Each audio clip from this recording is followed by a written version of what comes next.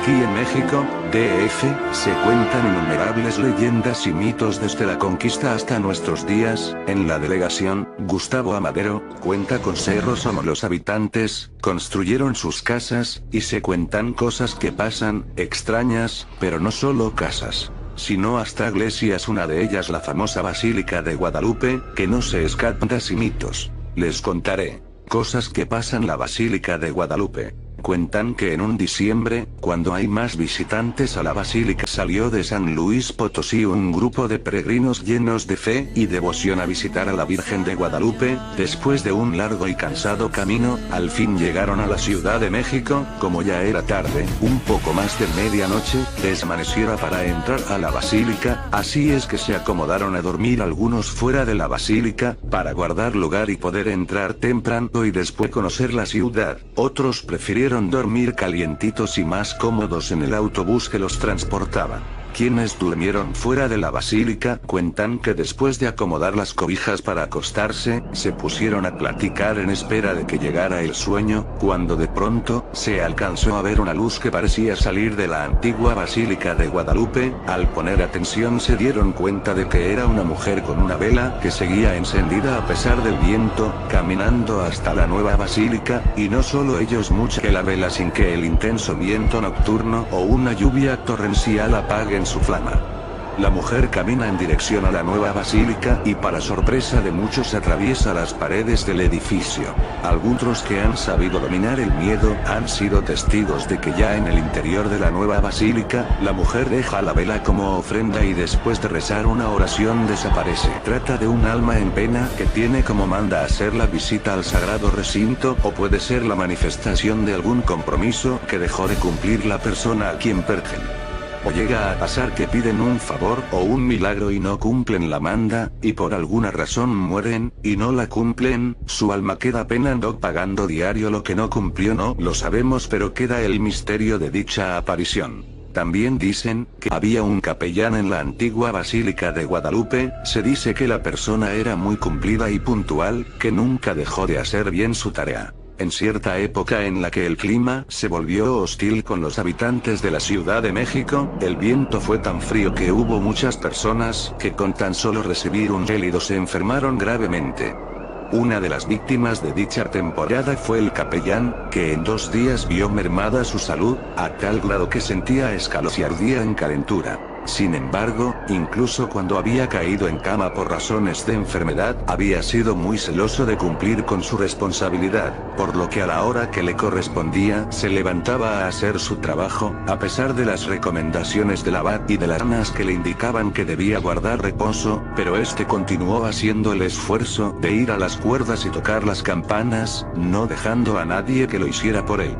Tantas levanse al frío hicieron que no le hicieran efecto los preparados medicinales que le llevaban las ancianas, y los baños de pies fueron contraproducentes porque salía con el cuerpo caliente y regresó que por el cambio de temperatura. La muerte sorprendió al capellán. Había sido durante mucho tiempo el encargado de tocar las campanas de la basílica antigua, siendo digno de recompensa en continuar haciendo su labor, pero también fue el centro de comentarios que hacían ver su inútil terquedad, ignorando las recomendaciones que se hubiera cuidado podría haber salido de la enfermedad. Sin embargo, desde entonces se cuenta que hay veces en que las campanas comienzan a sonar sin motivo. La gente atribuye a esto que tal vez el alma del capellán aún sigue cumpliendo con su tarea. Ya tiene tiempo que se retiraron las cuerdas para mover las campanas, y el fenómeno sigue repitiéndose. Dice que una noche a principios del siglo XVII el abad de la antigua Basílica de Guadalupe vio que entraba un hombre de elegante apariencia que le solicitó, por lo que el abad pidió a unos familiares que lo esperaban unos minutos. Después de un rato, el abad salió con el rostro pálido, y cerró las puertas, por lo que sus familiares se extrañaron por qué cerraba si el hombre elegante aún no había salido. Sin embargo, el abad se negó a contestar y los apresuró a dejar el lugar. Ya en casa de los familiares, uno de sus sobrinos le preguntó al abad. Sin embargo, el abad llevó su mano derecha hacia su oído, haciendo notar que se le dificultaba escuchar. Después de que el sobrino le hiciera nuevamente la pregunta, el abad le respondió que el hombre a la basílica horas antes era un muerto que había venido de ultratumba para confesarse, y que después de escuchar la confesión había tenido dificultad para escuchar por el oído de nunca pudo contar lo que le había dicho el misterioso personaje, guardando el secreto de confesión, quedando la duda para siempre. Algo parecido sucede en el barrio de San Juan Tlihuaca, Azcapotzalco. Comienza a tañer la campana del templo por sí sola, sin que nadie la toque. Los vecinos dicen que es la señal que indica que el nahual está haciendo su ronda, vigilando el sueño los brujos. Nosotros en Azcapotzalco nombramos de esta forma a los vecinos de San Juan, por el conocimiento que sabemos tienen en la herbolaria, de sobrenaturales, magia, amén de que durante varios años se han visto en este lugar las llamadas bolas de fuego que vuelan alrededor de los ahuehuetes que se encuentran a la entrada del barrio, posándose finalmente en sus ramas para forma humana y platicar hasta antes de que amanezca. La leyenda que a continuación os voy a contar, ha circulado de boca en boca por los habitantes de las colonias Narvarte y aledañas por igual. La ubicación exacta de esta, toma forma exactamente en el cruce del eje vial número 5, mejor conocido como Eugenia, y el eje vial número 2, también conocido como Gabriel Mansera. Alrededor de las 2:30, una chiquilla se dirigía caminando hacia la farmacia para comprar las medicinas que su madre enferma requería, hecho por el que se vio forzada a salir a esas altas horas o por lo que fuera. Esta versión se practica para darle dramatismo a la historia y para justificar que podría estar haciendo una escuela.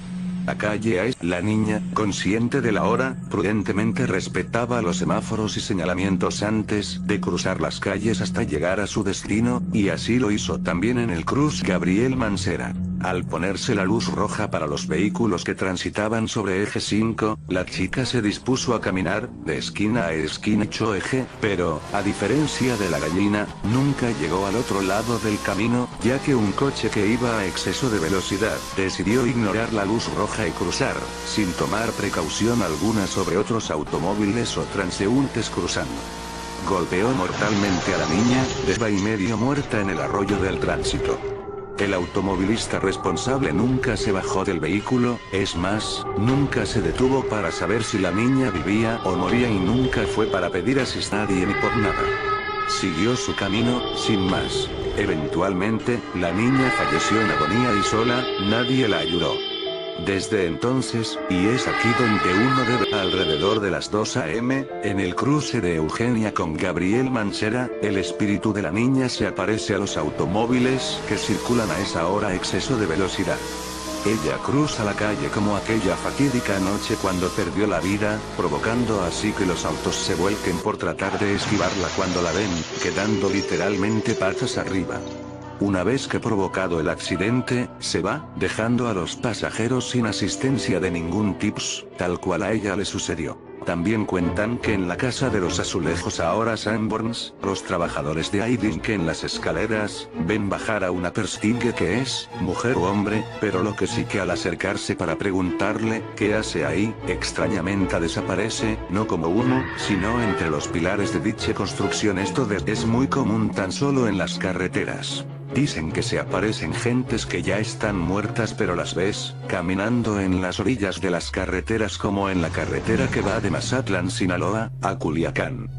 Personalmente siempre que viaje en esa carretera en la noche, claramente sientes como alguien, intempestivamente se monta en la defensa o escalón trasero de las camionetas de carga. Es muy claro el sentón o brinco que da la camioneta, al sentir el brinco o el peso de quien se sube, y no solo eso, ves por el retrovisor y entre la oscuridad y poca luz, de las calaveras traseras de la camioneta, ves borrosamente una cara que se asoma de la parte trasera del vehículo. Yo lo vi. Pensando que solo yo era, o lo había visto, un compañero nuevo en el transporte salió hacia Culiacán y al tomar esa carretera me habló y me contó lo mismo, muy alarmado, me contó lo mismo que yo vi. Cuando él llegó a México, me dijo y lo comentamos con los compañeros que tiene tiempo en esto y nos platican que en la carretera Culiacán, mataban muchos federales, o los dejaban muy mal heridos, y se llevaban las patrullas, dejándolos a su suerte en los trailers o mudanza que se sube al estribo, y se asoma por la ventana baja de la puerta, o por el retrovisor, del lado izquierdo. Aparte de todo esto, dicen unos ingenieros civiles que vienen en la esquina de mi casa, que, cuando empiezan a hacer según esto, en muchas partes de México, se cuenta desde hace mucho tiempo, que al construir carreteras o caminos, siempre se aparece en los encargados de las obras, o los ingenieros y siempre les dice que si quieren terminar su vialidad deben de dar un alma a cambio, si no lo hacen, nunca terminarán y se logrará en dejar víctimas humanas a lo largo del camino. Se tienen registros que durante muchas obras se han perdido vidas humanas en el lapso que dura, aunque es un trabajo riesgoso, en muchos casos son muertes que ocurren en situaciones extrañas. En algunas carreteras existen tramos de pavimento en donde se registran numerosos accidentes sin aparente explicación. Es común escuchar sobre historias de fantasmas en las carreteras, pero habrá que pensar, si el inicio de todo es el del diablo y al no entregar el alma pedida en un principio. También en un restaurante de la carretera un señor nos platicó. Yo trabajaba en la carretera de AF Querétaro. Por más que trabajábamos no se podía terminar un pedazo. Eran aproximadamente 500 metros en línea. Entonces escuché a los ingenieros que iban a hacer una revisión a las 12:30 am en el tramo que no era terminado. Se le hizo raro, así que los ingenieros a lo que pasaba, según cuentan, realmente fueron a hablar con el diablo para saber cuántas cabezas quería para poder terminar el tramo, cuando se refirieron a personas. En ese momento pidió 20, así que, cuando empezaron a escarbar para meter la maquinaria, si se atoraban los trabajadores los dejaban que se murieran. Sí pasó hasta que completaron a las 20 personas. Ya después completaron el tramo. También se enteró de que aquí en el DF construyeron un bar Santa Fe con las águilas. Tampoco en las paredes se podía colocar el cemento, así que igual fueron los ingenieros a hablar e igual 20 cabezas Dios los quería vivos, así que lo que hacían era que los colgaban en las paredes y le ponían cemento. Platican que se escuchaba cómo gritaban los trabajadores. Bueno, es todo más mitos y leyendas de cosas que nos pasan.